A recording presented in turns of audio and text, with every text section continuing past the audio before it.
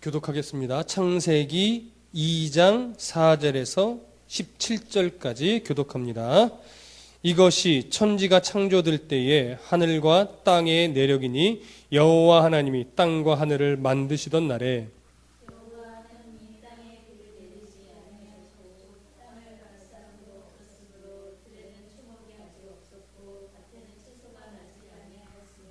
안개만 땅에서 올라와 온 지면을 적셨더라.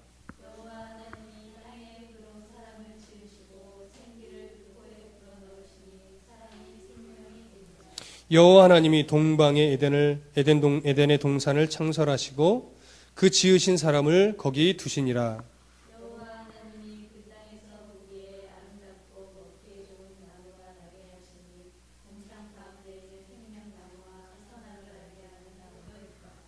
강이 에덴에서 흘러나와 동산을 적시고 거기서부터 갈라져 네 근원이 되었으니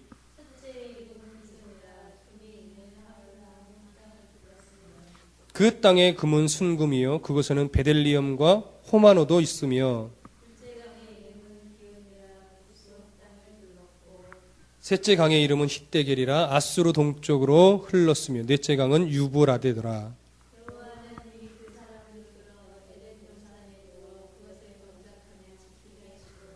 여호와 하나님이 그 사람에게 명하여 이르시되 동산 각종 나무의 열매는 네가 임의로 먹되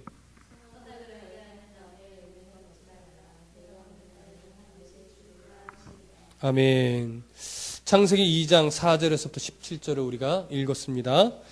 2장 4절에서 내력이라는 말이 나옵니다. 내력. 저번 주에 얘기했지만 2장 4절 이후부터 엘로힘, 하나님 이렇게 쓰지 않고 여호와 하나님, 야훼 엘로힘 이렇게 하나님을 지칭하는 표현이 바뀌었다고 말씀드렸습니다. 왜 바뀌었는지는 말씀을 드렸고요. 바로 그 창조의 하나님이 너희들이 섬기는 여호와 하나님이다. 이것을 강조하기 위해서라고 나누었었습니다.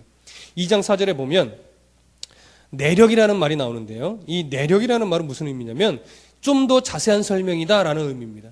이제부터 인간을 창조한 그 내용을 조금 더 자세하게 설명할 것이다 라는 의미로서 모세는 지금 다시금 창조의 내용을 반복하려 설명하는 것이 아니라 이제 본론으로 들어가겠다라는 얘기입니다. 본론으로.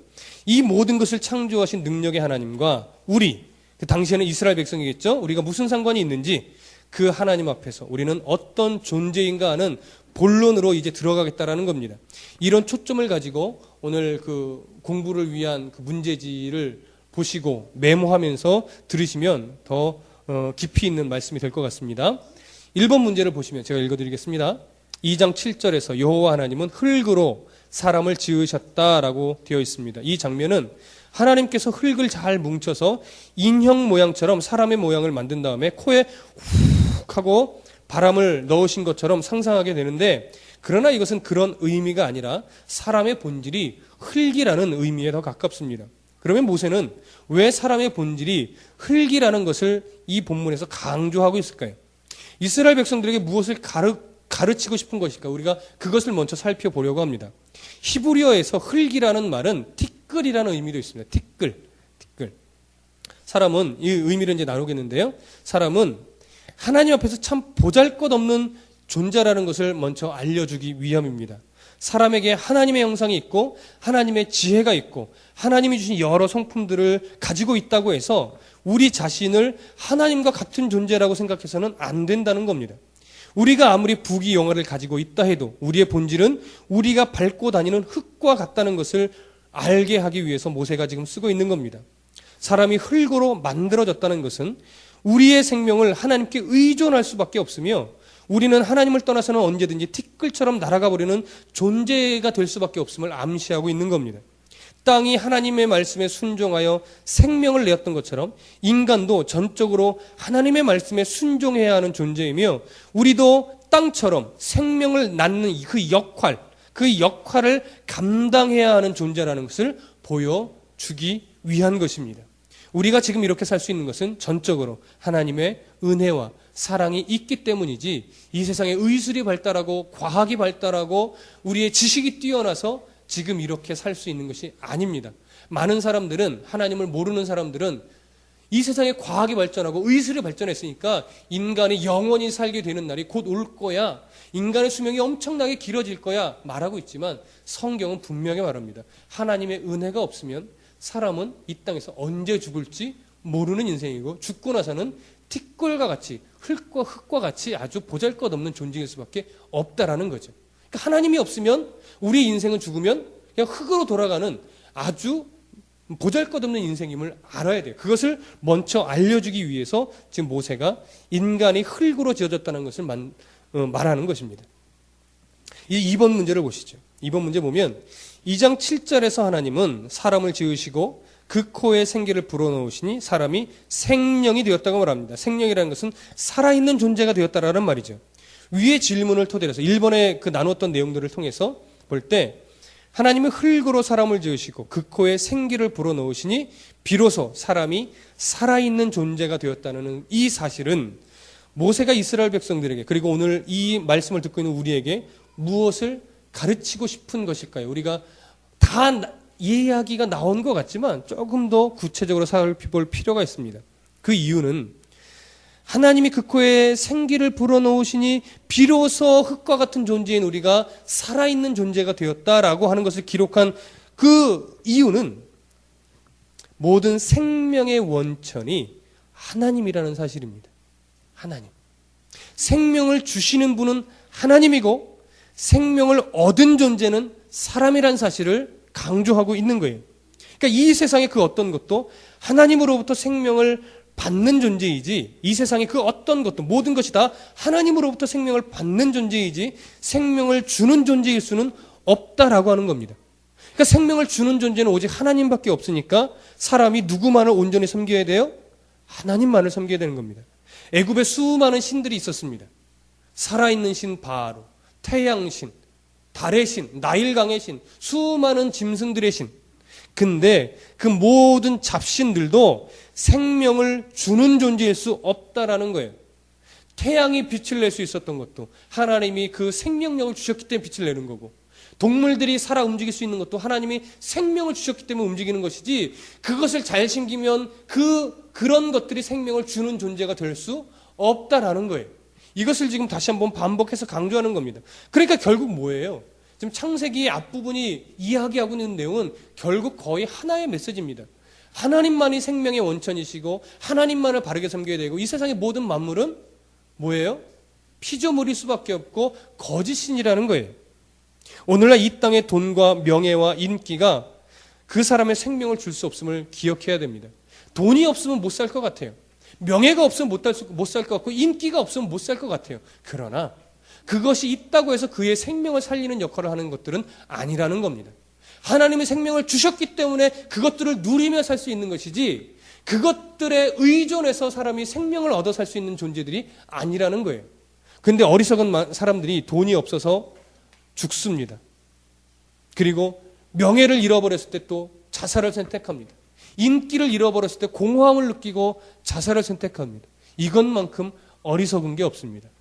생명의 원천, 이것이 명예에서부터 온다고 생각하고 돈에서 온다고 생각하고 인기에서 온다고 여겨지니까 그것을 잃어버렸을 때 죽음을 선택하는 거예요. 살 가치가 없다고 생각하는 거예요. 아닙니다. 하나님이 생명의 원천이고 하나님으로부터 온 생명이라는 것을 우리가 느끼고 인식하게 될 때 그러면 생명을 주신 그 하나님이 내가 원하는 대로 살아가는 것이 가장 가치 있는 일이구나. 그 하나님을 바라보며 그 하나님을 섬기며 살아가는 것이 가장 복된 일이구나. 이것을 깨달아야 함부로 자살할 수 없고 함부로 자기의 가치관을 다른 데 의존하지 않을 수 있는 겁니다. 하나님만을 바르게 섬겨야 됩니다. 그 하나님을 알아가야 되는 거죠. 그래서 우리가 예배를 통해서 그 하나님을 지금 알아가는 싸움을 싸우고 있는 겁니다. 하나님을 깊이 있게 알아갈 때 이 말이 이제 머릿속으로 들어왔던 이 말이 가슴으로 내려갈 수 있는 거예요. 가슴으로. 그런 은혜가 속히 있기를 소원합니다. 마지막 3번 문제를 보시죠. 오늘의 주요 핵심이 바로 이제 3번 문제에 담겨 있습니다. 2장 8절에서 17절의 내용을 보면 에덴은 하나님의 나라였습니다. 나라를 이루기 위해서는 국민과 영토와 주권이 있어야 합니다. 그리고 그곳에 그 질서를 이루는 어떠한 법이 있어야 합니다. 그래야 나라가 제대로 돌아갑니다. 그렇다면 하나님의 동산 중앙에 생명나무와 선악을 알게 하는 나무를 하나님께서 두시고 선악을 알게 하는 나무를 먹는 날에는 반드시 죽을 것이라 라고 하는 언약을 하나님이 세우신 이유는 무엇이겠습니까? 모세는 이스라엘 백성들에게 그리고 오늘날 우리에게 이 내용을 통해서 무엇을 가르치고 싶은 걸까요? 그 부분을 보십시다. 이게 오늘 아주 중요한 초점인데 종종 이런 이야기들을 합니다. 하나님이 선악과를 만들지 않으셨다라고 하면 우리가 죄 지을 일이 없었을 것이고 우리가 죄 짓지 않았으면 지금도 에덴 동산에서 행복하게 살았을 텐데 이런 이야기를 종종 합니다. 그런데 이렇게 말할 때 우리가 이 선악과에 자꾸 초점을 맞추다 보니까 이런 생각을 하게 되는 거예요. 선악과 앞에 이미 하나님이 무엇을 먼저 이야기하고 있냐면 생명나무를 먼저 이야기를 하고 있어요. 그러니까 선악과에 자꾸 초점을 맞추니까 생명나무를 소홀히 하게 되는 거예요. 하나님께서는 생명나무를 통해서 흙과 같이 보잘것없는 우리에게 영원한 생명을 약속하셨다는 사실을 보여줍니다. 여러분 이게 굉장히 중요합니다. 잘 들어보세요. 생명나무를 통해서 우리들에게 무엇을 약속하셨다고요? 영원한 생명을 약속하셨습니다. 그렇다라고 하면 에덴 동산이 완벽한 인간이 영원히 살기 위한 완벽한 나라였을까요? 아니라는 거예요, 여러분. 우리가 오해하는 게 그거예요. 에덴 동산이 하나님이 인간이 영원토록 살기 위한 완벽한 나라였다. 완벽한 동산이었다. 이렇게 생각해요. 물론 그 하나님이 지으심에는 완벽합니다. 그러나 하나님의 계획은 에덴 동산에 머물러 있지 않았어요.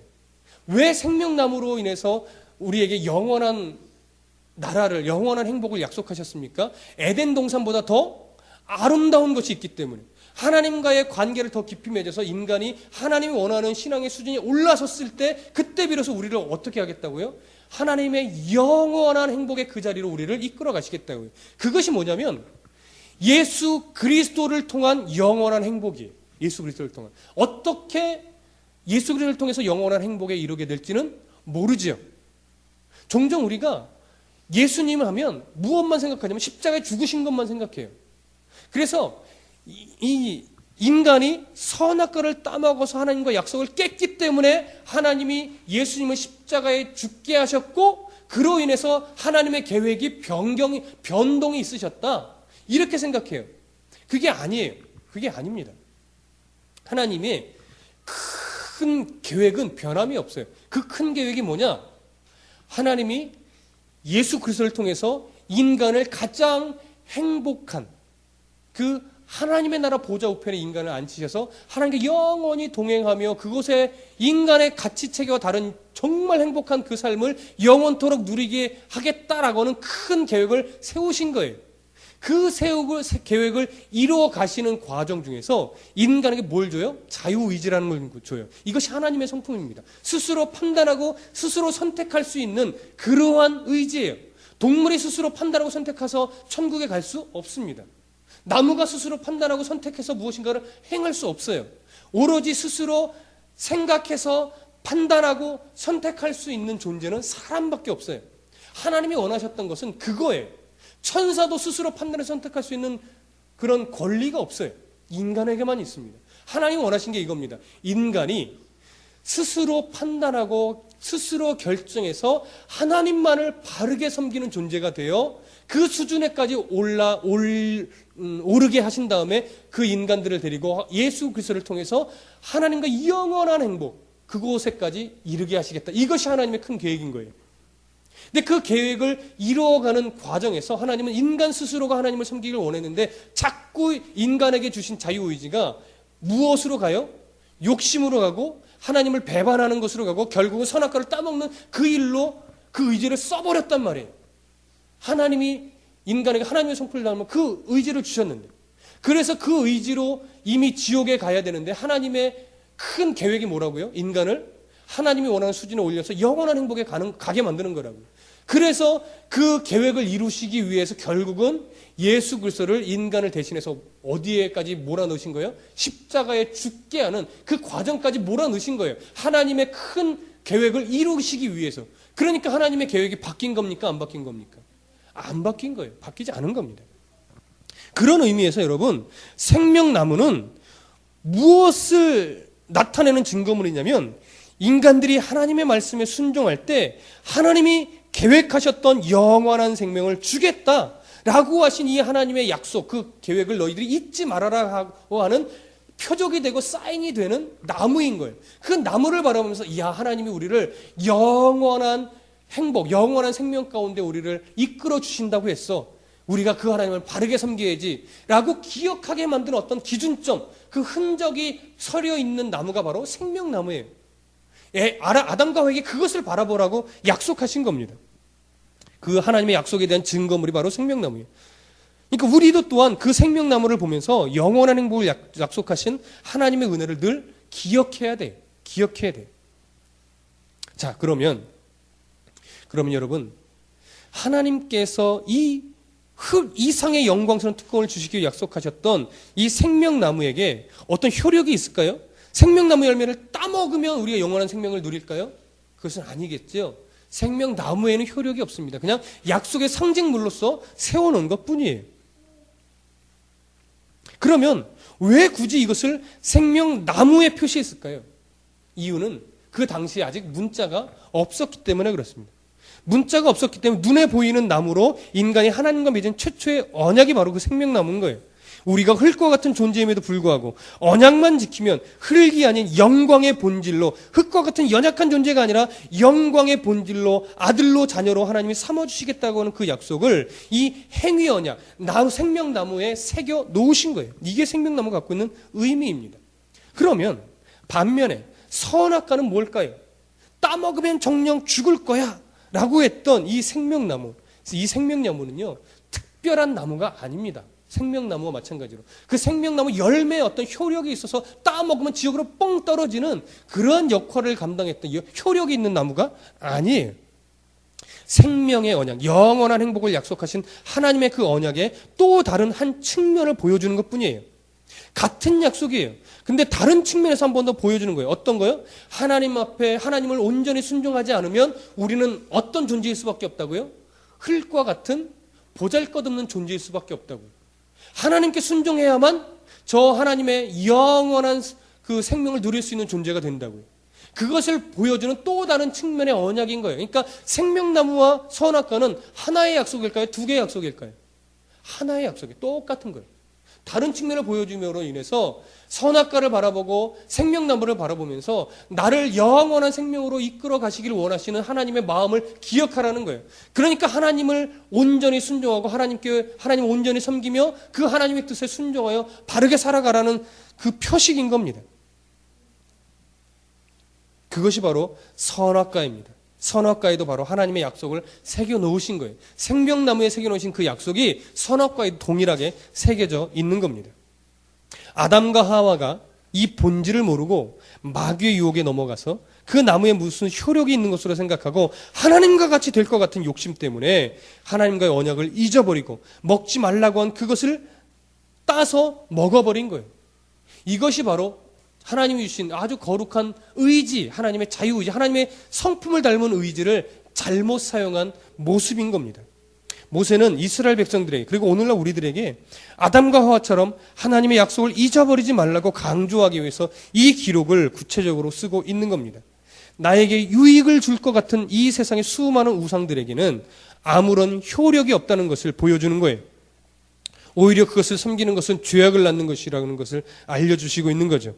거기에는 영원한 생명이 없습니다. 내게 아무리 부귀영화가 있다고 해도 하나님이 우리에게 계속 힘 주시지 않고 생명력을 주시지 않으면 우리의 삶은 다시 흙으로, 티끌로 돌아갈 수밖에 없다는 것을 잊으면 안 되는 것입니다. 창세기 2장 17절을 우리 다시 한번 읽어보겠습니다. 창세기 2장 17절 다 같이 시작. 선악을 알게 하는 나무의 열매는 먹지 말라. 네가 먹는 날에는 반드시 죽으리라 하시니라.